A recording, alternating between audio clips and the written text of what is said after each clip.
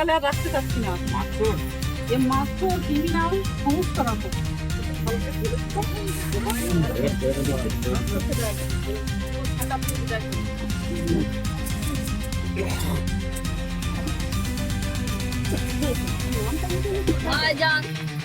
ভাঙড়ে শওকত মোল্লাকে ভাঙড়ের মানুষ কতটা মেনে নিয়েছিল এবং কতটা ঘৃণা করতো। আর চলুন আগে একটা ভিডিও দেখা যাক।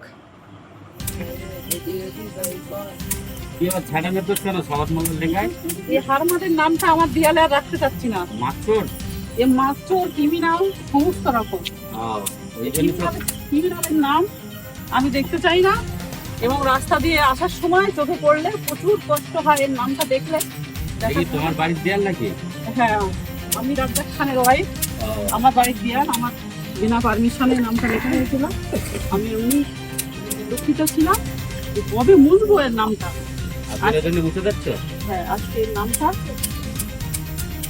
মুছে দিচ্ছি, পুরো ঝাঁটা দিয়ে বিদায় করছি।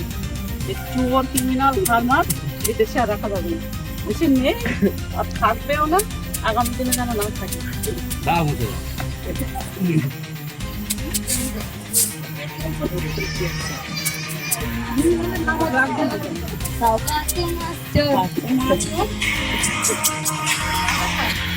লাগাও মাস্টার।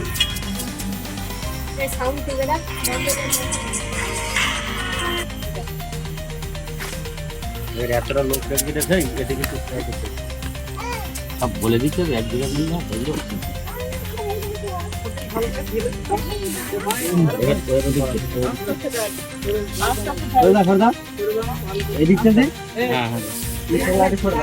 হাতে করলে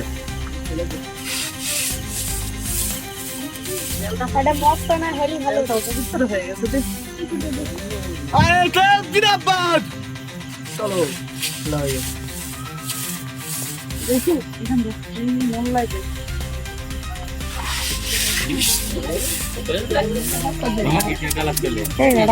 কাপড় দিয়ে ফেলবো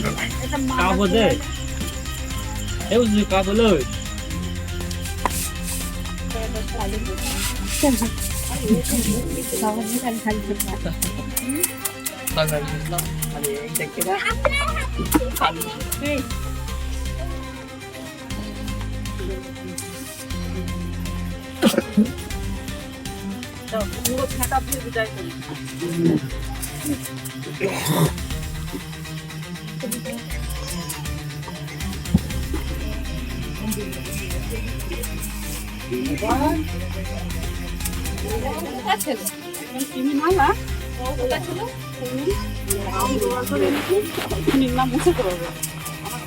প্রথম থেকে রাজি ছিলাম না, অথচ দেয়ালের নামটা আমার বিরুদ্ধে লেখা হলো। আমি বিরাট দুঃখিত আমার দেয়ালে নাম লেখার জন্য।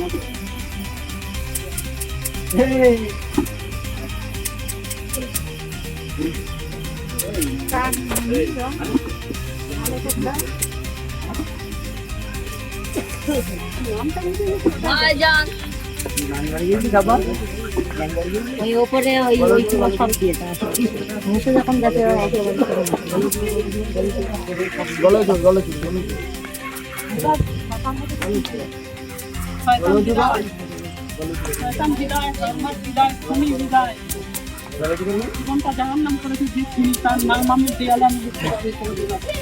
হ্যাঁ, ঠিকই দেখেছেন। এটা হলো রাজ্জাক খানের স্ত্রী, যে রাজ্জাক খান একসময় মানে টিএমসি পার্টিটাই করতেন এবং তানাকে হত্যা করা হয়েছিল ভাঙড়ের মাটিতে।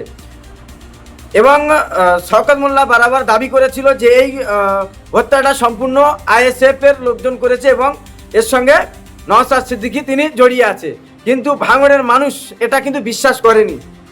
তাই আজ আমরা দেখছি যে খুদ মানে রাজ্জাক খানের যে স্ত্রী তিনি কিন্তু তানার বাড়িতে যে শওকত মোল্লার নাম লেখা ছিল সেই নামটাকেও আজ মুছে দিচ্ছে। হ্যাঁ, এতটাই ঘৃণা করে ভাঙড়ের মানুষ এই শওকত মোল্লাকে, তা এই নাম থেকেই এই যে মুছে দিচ্ছে এর থেকেই কিন্তু পরিষ্কার।